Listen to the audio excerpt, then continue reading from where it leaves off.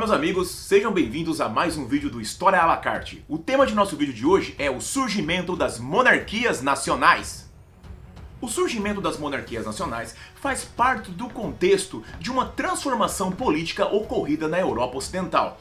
Nós temos ali que desde por volta do século XI, XII, muitas transformações começaram a acontecer na Europa. Nós tivemos, por exemplo, o surgimento da burguesia, nós tivemos, por exemplo, as transformações econômicas com a volta do comércio, e nós tivemos também um dos elementos mais importantes, que foi o enfraquecimento dos nobres e o fortalecimento dos reis. Dentre dos elementos que levaram ao enfraquecimento dos nobres, nós temos justamente que citar novamente alguns elementos. Por exemplo, nós tivemos no ano de 1315 a 1317 a Grande Fome.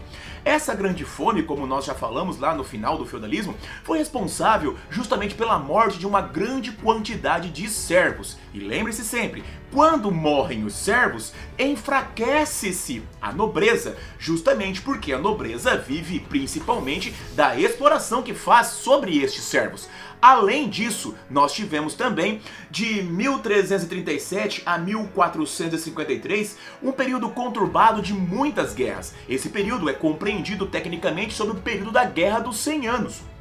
Mas não foi apenas a guerra envolvendo franceses e ingleses que acometeu esse momento. Nós tivemos ali também revoltas camponesas, nós tivemos ali pequenos conflitos, ou seja, um período muito conturbado. Neste momento, mais uma vez, morrem-se vários servos, e quando se morrem os servos, nós temos ali o enfraquecimento da nobreza. E por fim, nós tivemos o maior de todos os eventos que vai fazer com que a nobreza se enfraqueça, é justamente dentro do ano de 1347 a 1354, estamos falando da Peste Negra. E como vocês já viram em maiores detalhes, a Peste Negra matou um terço, alguns dizem até que foi metade de toda a população europeia. Isso fez com que grandes transformações acontecessem na Europa, justamente pelo fato de que, com a morte de servos, houve o enfraquecimento da nobreza, justamente porque não puderam mais explorar esses servos. Eles continuaram tentando explorar os servos da mesma maneira, mas os servos passaram a fugir dos feudos, fugir de suas propriedades. E isso leva ao enfraquecimento da nobreza, fazendo com que ela então perca territórios, fazendo com que ela então abra espaço para o retorno da figura real, o retorno da monarquia, ou seja, o fortalecimento do rei. Para entendermos o fortalecimento do rei, se faz necessário entendermos também o processo de fortalecimento da própria burguesia. Como nós vimos, a burguesia surge ali por volta do século XI e vai cada vez ganhando mais poder. Ao chegarmos aqui no momento que estamos falando, que é o século XIV, a burguesia já tem uma grande força econômica, apesar de que ainda é muito mal vista pela sociedade. Afinal de contas, lembre-se, burgueses são pecadores, duplamente pecadores, vivem de trabalho e praticam usura. Lembre-se sempre, a burguesia ainda não está fortalecida e não está bem vista. Um dos momentos que nós temos de entender que a burguesia está buscando maior aceitação da sociedade vai acabar culminando no renascimento comercial, como nós já vimos anteriormente. Além disso, a burguesia, ela busca maior reconhecimento e maior fortalecimento se unindo com o rei. Exatamente, existe uma união da burguesia com o rei. O rei e a burguesia possuíam interesses em comum, e esses interesses em comum farão com que cada vez mais o rei se fortaleça. O rei e a burguesia então acabam se aproveitando daquelas brechas, daquela oportunidade que surgiu com o enfraquecimento da nobreza. Desta maneira, o rei se alia à burguesia na busca por seu fortalecimento.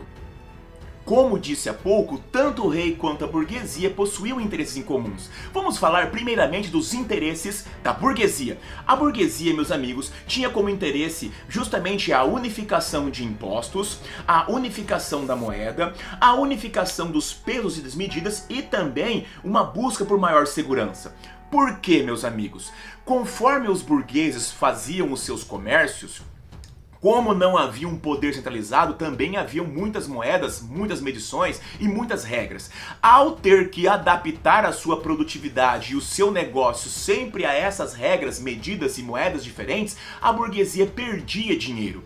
Além disso, quando entrava em uma determinada propriedade de um nobre, essa burguesia muitas vezes tinha que pagar uns altos pedágios quando não perdia sua mercadoria. Nobres que estavam enfraquecidos, nobres que estavam empobrecidos, muitas vezes confiscavam a mercadoria dos burgueses. Aí você deve estar pensando, por que o nobre fazia isso? Porque o burguês é pecador e ele, como nobre, tem essa autoridade.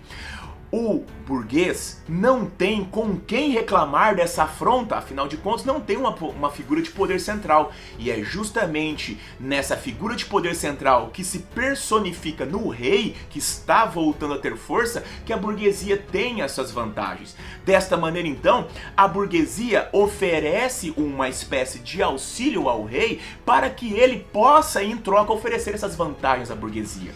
E o rei também tem ele próprio seus interesses. Os interesses do rei são os seguintes. Nós temos que o rei está buscando primeiro os impostos da burguesia, depois o rei tenta também fazer uma redução dos poderes dos nobres e também ele busca uma redução do poder da própria igreja. Meus amigos, veja só, por que é que o rei busca os impostos da burguesia? Porque com impostos, o rei pode fazer uma cunhagem única de moeda, unificando a moeda, o rei pode pagar um exército único centralizado, ou seja, unificando as forças militares, o rei pode construir toda uma estrutura burocrática, de juízes, legisladores, fiscais, ou seja, toda uma unidade política, uma unificação burocrática política. Esses tipos de coisas serão possíveis graças aos impostos da burguesia. Então nós temos justamente aqui, meus amigos, que a burguesia tem seus interesses, o rei tem seus interesses. Dessa maneira, o rei e a monarquia, o rei e a burguesia percebem que a melhor maneira é se unificando o poder central na figura do rei. Mas nós temos também interesses de nobres. Aí você deve estar pensando assim, professor, mas interesses de nobres? O que os nobres teriam a ganhar na unificação e no surgimento do poder central? Meus amigos, os nobres têm interesses sim, e são esses. Os nobres estão buscando cada vez mais cargos remunerados e privilégios remunerados concedidos pelos reis. Perceba, a nobreza está enfraquecida, a nobreza está empobrecida, a nobreza não tem ganhos econômicos. Dessa forma, a melhor maneira para que surjam ganhos econômicos para essa nobreza é cedendo, devolvendo parte do poder político ao rei. E em troca, ele recebe do rei cargos remunerados. Vocês acham que o rei, quando começou a surgir a sua estrutura burocrática, ele chamou burgueses? Não. O rei chamou a nobreza. O rei chamou a nobreza para serem seus conselheiros. O rei chamou a nobreza para serem seus auxiliares. O rei chamou a nobreza para serem seus juízes.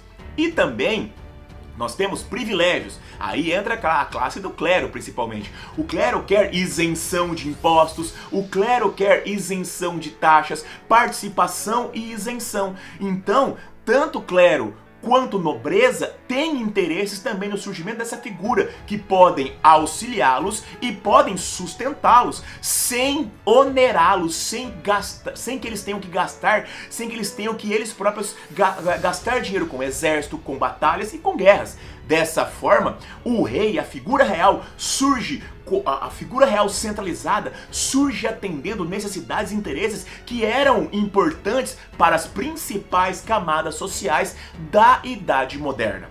Quais camadas? A burguesia, a nobreza, o clero. Essas três camadas estão sendo atendidas por essa figura que surge agora, um rei total e com poder centralizado, que irá cada vez fortalecendo mais o seu poder. Esse poder central será cada vez mais fortalecido até que se transformará no que nós chamaremos no futuro de absolutismo. Tenho certeza que quando começamos a falar sobre a unificação do poder real e o surgimento dessas monarquias tão poderosas, de poder centralizado da Idade Moderna, veio na mente de vocês Inglaterra, França, Mas não são esses os primeiros reinos a surgir nas monarquias modernas deste contexto. Muito ao contrário, este contexto, essas primeiras monarquias surgirão justamente da unificação da Península Ibérica. Veja bem, meus queridos, a Península Ibérica, ela foi conquistada, né? Ela fazia parte do Império Romano, e quando o Império Romano cai, no século V, o que surge na Península Ibérica, depois das invasões bárbaras, são justamente os reinos visigóticos. Nós temos ali vários povos, várias tribos visigodas que assumiram o comando, fazendo surgir reinos na Península Ibérica. Esses reinos visigóticos irão perdurar até por volta do início do século VIII. Por quê? Como nós sabemos, no século VIII há a expansão muçulmana. E nessa expansão muçulmana, os árabes ampliaram seus domínios na Península Arábica. Depois eles cresceram, saíram da Península Arábica, vieram para o norte da África, dominaram o norte da África, chegaram ao Estreito de Gibraltar, e pelo Estreito de Gibraltar, o avanço muçulmano, o avanço árabe muçulmano, cresceu e adentrou a Península Ibérica. Em 711, nós temos as primeiras invasões muçulmanas na Península Ibérica. Invasões essa que tiveram muito sucesso para os muçulmanos. E na realidade, os muçulmanos só não continuaram adentrando, só não continuaram avançando e só não continuaram invadindo a Europa porque, como nós também já vimos, em 732, Carlos Martel, liderando a força militar do Reino dos Francos, barrou o avanço árabe na Batalha de Poitiers. Na Batalha de Poitiers de 732, nós tivemos justamente a vitória dos francos e nós tivemos ali a parada do avanço militar e do avanço invasor muçulmano. No entanto, eles pararam e dominaram uma quantidade realmente considerável da Península Ibérica, e lá formaram o chamado Califado de Córdoba. O Califado de Córdoba só não se ampliou, ele só não ampliou seus territórios, não dominou por completo a Península Ibérica, porque o reino das Astúrias, né, o reino cristão das Astúrias, manteve os seus domínios. E é justamente desse reino das Astúrias, dos conflitos que existiram ali no reino das Astúrias, começaram a combater os árabes, que eles ampliaram, os reinos cristãos ampliaram seus territórios, fazendo surgir alguns reinos cristãos ali na Península Ibérica. Esses reinos são justamente o reino de Leão, o reino de Castela, o reino de Navarra e o reino de Aragão. Esses 4 reinos, Leão, Castela, Navarra e Aragão, são a partir desses 4 reinos e dos conflitos existentes desses reinos com os árabes que surgirão as primeiras monarquias nacionais. Os conflitos existentes entre os árabes muçulmanos e os reinos cristãos ficarão conhecidos como guerras de reconquista. E essas guerras de reconquista, onde os reinos cristãos partem para uma reconquista de territórios da Península Ibérica, é o ponto inicial do surgimento das primeiras monarquias nacionais da Idade Moderna. No século XII, cada vez mais surgem cavaleiros, ou seja, nobres, que não possuem terras. Dessa forma, esses nobres se envolvem em conflitos e combates para provar o seu valor e provar a sua coragem. É neste contexto que acabará acontecendo a formação de Portugal. Portugal, meus queridos, é a primeira nação, a primeira monarquia nacional surgida na Idade Moderna. Portugal surge justamente quando, em 1096, Henrique de Borgonha irá receber como prêmio pelos seus combates, irá receber como presente, né, receberá como um benefício de Afonso VI, rei de Leão, ele receberá um pedaço de terra chamado Condado Portucalense. O Condado Portucalense surgiu na realidade no século IX, mas ele acabou sendo conquistado pelos árabes, acabou entrando em decadência e ele ressurge agora em 1096. Neste momento nós temos então Henrique de Borgonha como justamente o indivíduo que será ali o Conde de Portugal, do Condado Portucalense. seu filho de Henrique de Borgonha, chamado Afonso Henrique, no ano de 1139, é o responsável justamente pela independência do condado portucalense. Dessa forma, em 1139 é que surgirá o Reino de Portugal. Portugal surge neste momento e a sua primeira dinastia é a dinastia de Borgonha. Justamente ali que são os descendentes da família de Henrique de Borgonha. Lembre-se, dinastia é o governo de uma mesma família. Dessa forma, a dinastia Borgonha, da família Borgonha. Essa dinastia, meus amigos, ela irá perdurar justamente até o ano de 1385. Em 1385, nós teremos a Revolução de Avis. A Revolução de Avis, meus queridos amigos, é justamente porque nós tivemos ali que o rei de Portugal falece. Quando falece Dom Fernando, ele faleceu em 1383, o reino fica justamente para sua herdeira. Sua herdeira, Dona Beatriz, era casada justamente com o rei de Castela.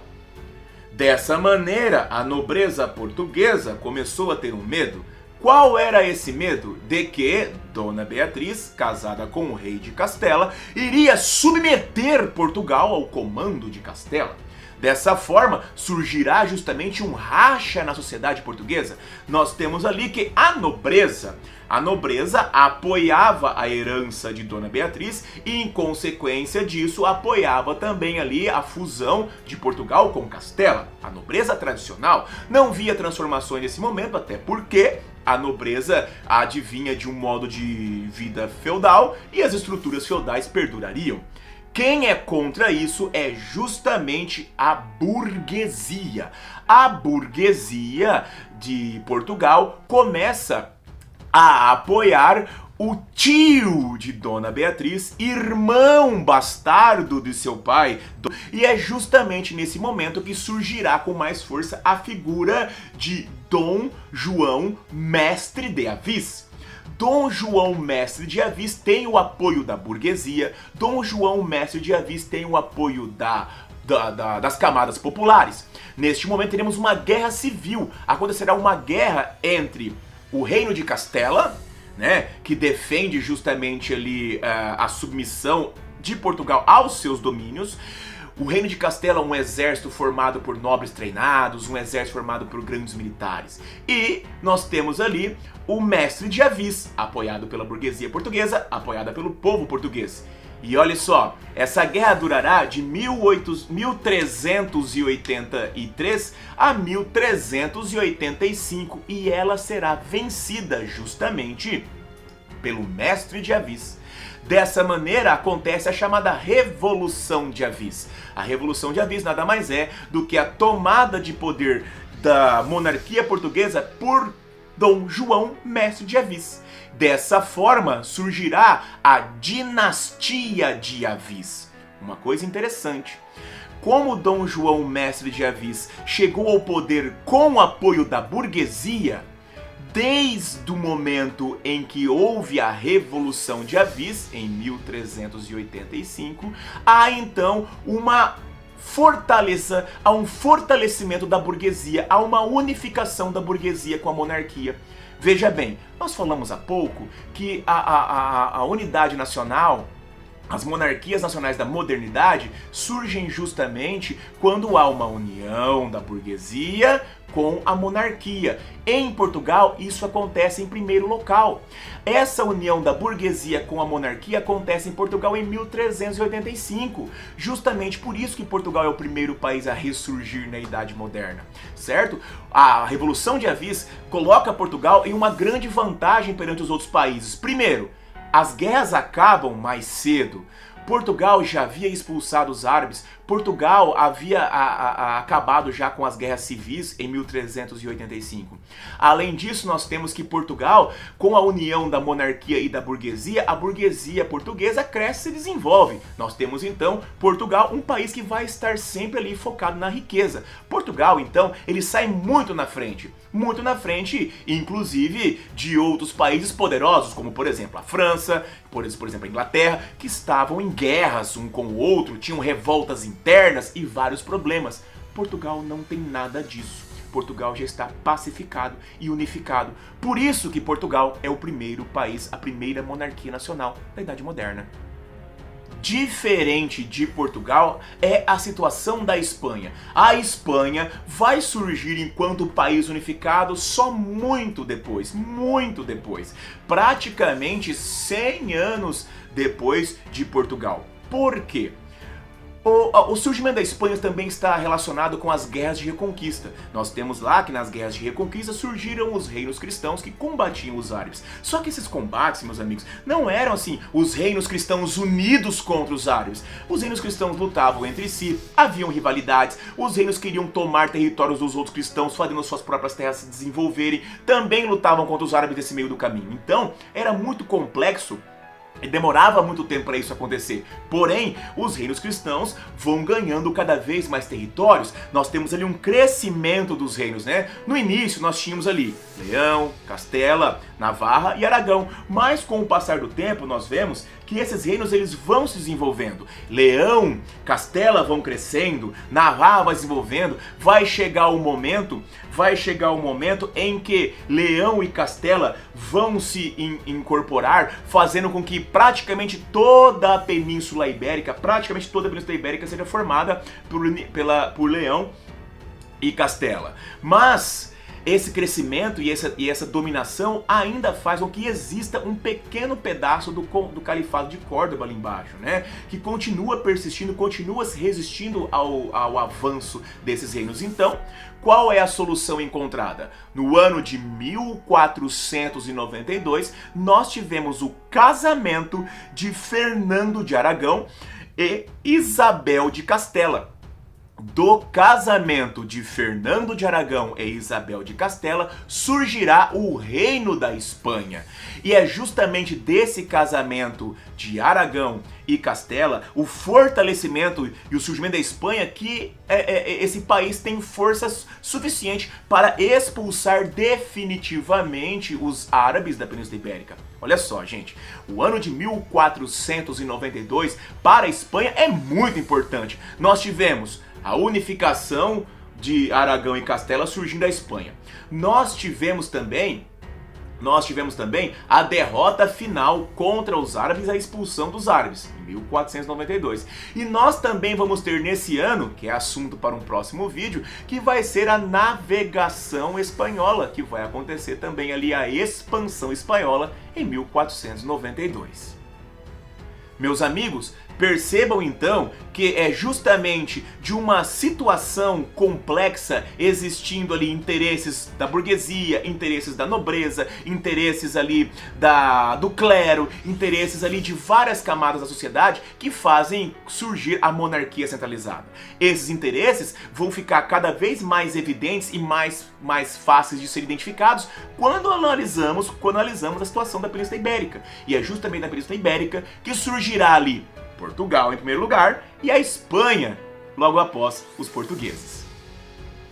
Meus amigos, se esse vídeo te ajudou, se esse vídeo trouxe informações importantes, lembre-se, assine o canal, ative o sininho e ajude o História à la Carte a se transformar num canal que possa ajudar não apenas você, mas muito mais pessoas por aí. Um grande abraço, vida longa e próspera e até a próxima!